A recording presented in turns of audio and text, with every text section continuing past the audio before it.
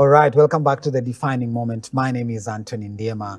I'm speaking to Reverend David Njeru from,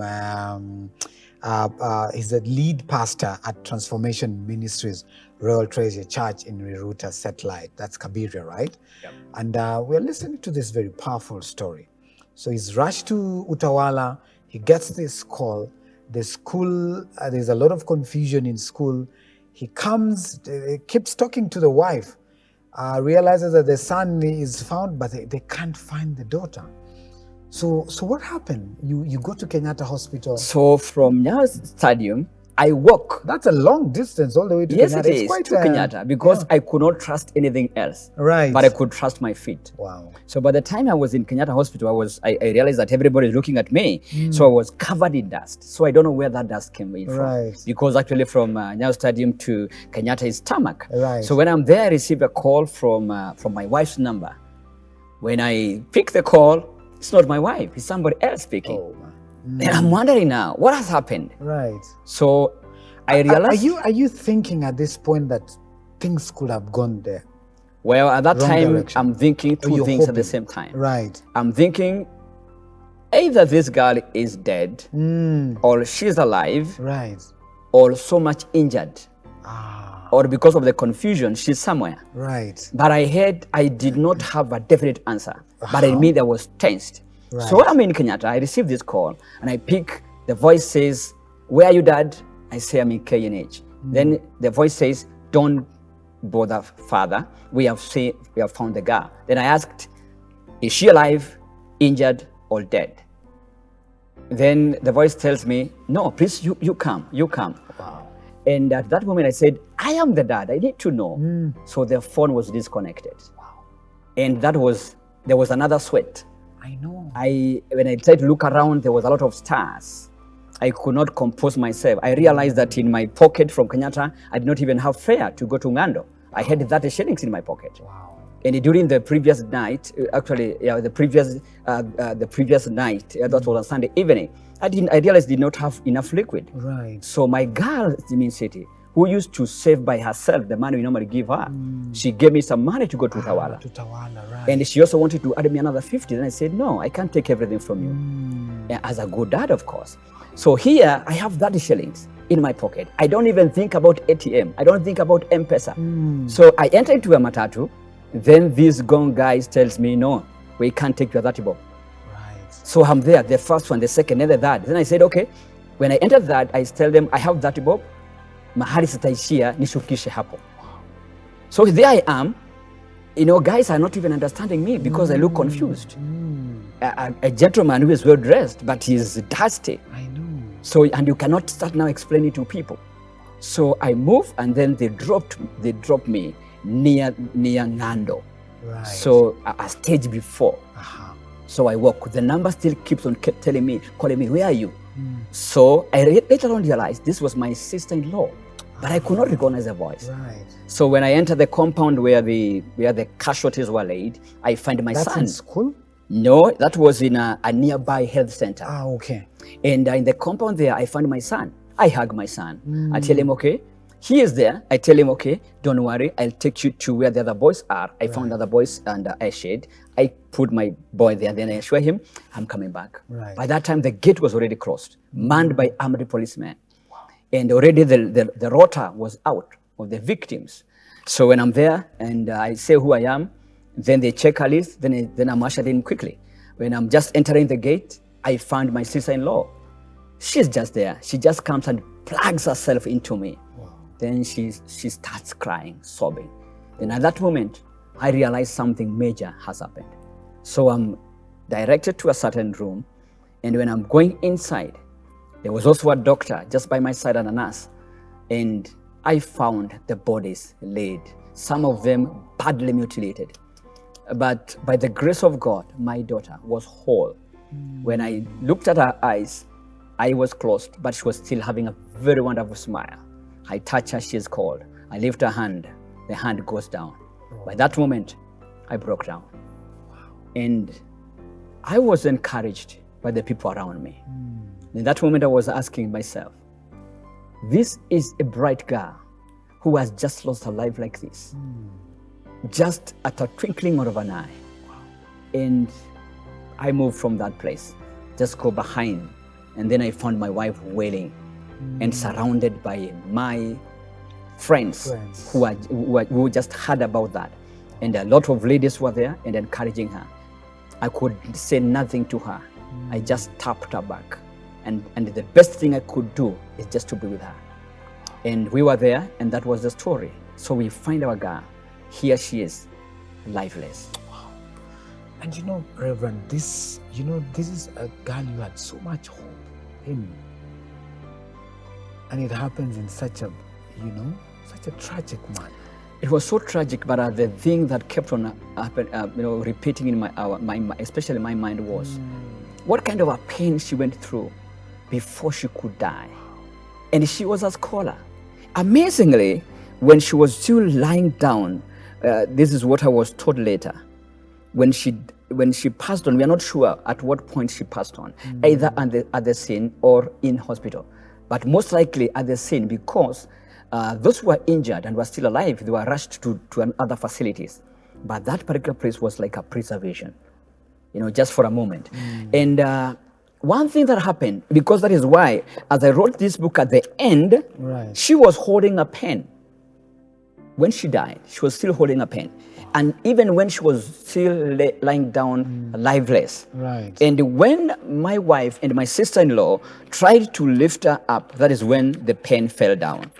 That is why I am saying in this book, after I have finished, I said, that is why I picked the pen to continue writing this Papa story. Your impactful story is next. This is the last words that I've done in this book. Why? Because this book was actually born out of that tragedy. I had the content of this book from January, and in my own way, I was thinking that I can launch this book in November or December. But after we buried our daughter, 1 week we stayed up country. When we came back, there is no crowd now. We are just by ourselves, and it was very quiet. Now the Lord whispered unto me, this is now the right time for you to write that book you have been wanting to write. So one morning I wake up at 6 in the morning and I start typing on my laptop. So of course now you have gone through the whole process of mourning. You've gone back to the village. You've buried your daughter. So you're back now to Nairobi. Yes, the process took about 1 week, preparation for the burial. And there were a lot of friends even that very day when it happened. When we went back home at about 5 in the evening, we found we were strangers in our own house. Why? Because friends have come from all over. The compound was littered with cars. And friends were already there. They were cooking and they were surrounding us. So we buried her 1 week later. After that, we came back. We stayed up country for a week. When we came back 1 week now, that is when now the flow of the people had ebbed down. And that's now the Lord was speaking to me. The book you had wanted to write is the right time. It's about time. And so 6 in the morning, right? 6 in the morning, after my devotion. You started writing this. So the Lord said, now start writing. So I picked my computer, start writing. I had the content with me, kept on writing. Until 6 in the morning the following day. So that is 24 hours. You just keep going. Keep going. Wow. And with a glass of water here. Then my wife would of course you break a bit, but you're still there. And the breaking is just bathroom break and come back. Yes. And my wife was ask, what is it that you're writing here? Are you writing a dictionary or what is it? And I said, I'm writing something powerful. You'll be able to see it. So I write. So the following morning, 6 in the morning again, I finished writing. And then I refreshed a little bit. And then I thought, that is the end of it. But then the Lord still tells me, now, after refreshing, come back, see what you have written. I do the editing by myself. And then that evening, the book was sent to the printers.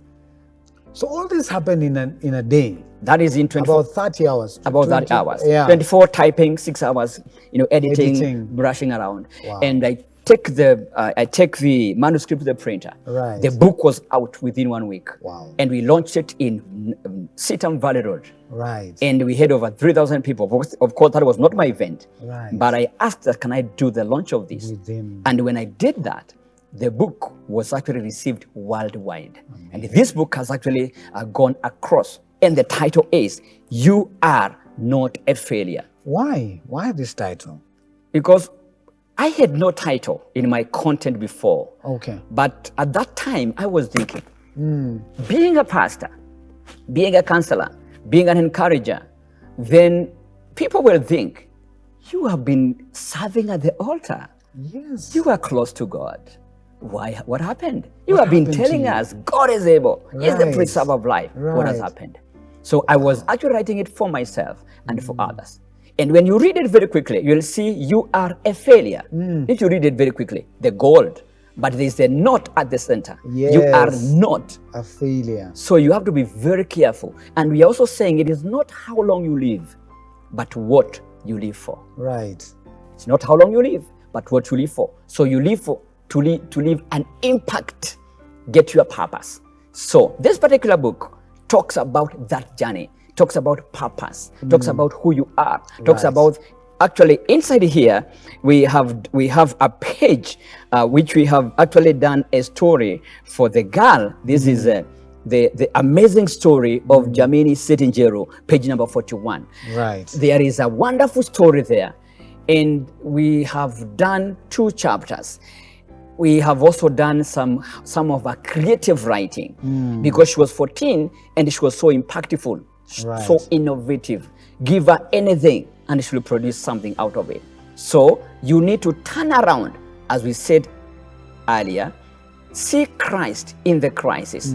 She had told us that she will be in the newspapers, she will be in the television because she will be one of the topmost girls. Right. And as we can see, she's also in one That's of the true. major TV stations. Right. Why? Even if she died physically, she is still alive. Her legacy still lives on. Wow. And that is why I'm here as a loving dad. Lovely. And you know what? You are not a failure. God has taken care of you, and He still does. We need to finish, Reverend. So how do we get this book? Well, this book is not in any of the bookshops. All right. Why? I'm distributing it myself because it's not a matter of making profits. It's a matter of this story getting out. Right. So you can get it through my personal number, Okay. which is 0722 762 302. 0722 762 302. All right. Wherever you are, we You will call? send the book. You will receive it. We have also actually done that across the globe, or you can check me on Facebook account, David Njero Pastor. David Njero Pastor. You can get me on YouTube, still the same David Njero Pastor, or at Njero Pastor. All right. That is Twitter. At Njero At Pastor. Njero Twitter. Pastor. All right. Twitter. Then YouTube, David Njero. You will see this picture. Follow, and may the Lord bless you so much. All right. Thank you so much, Reverend, for sharing that very powerful story. It's moved me to another level because I have children. If you have children, you can understand what that means. Sure. But we pray that God gives you more strength, keeps, using the beauty of what she was to be a blessing to others as you continue ministering. In regards to your 2 other children and your wife as well. I'll definitely do that. Naomi, I know she's watching. Right. Season Mwaki is a boy. He's a candidate this year. Lovely. He is in fact to be an engineer. And we great. have Segula Kazuri, who is passed to be a communications expert. Lovely. And we'll give her the greatest support. Thank you so much. All right. Great. Thank you for tuning in on The Defining Moment. Till next time, God bless you.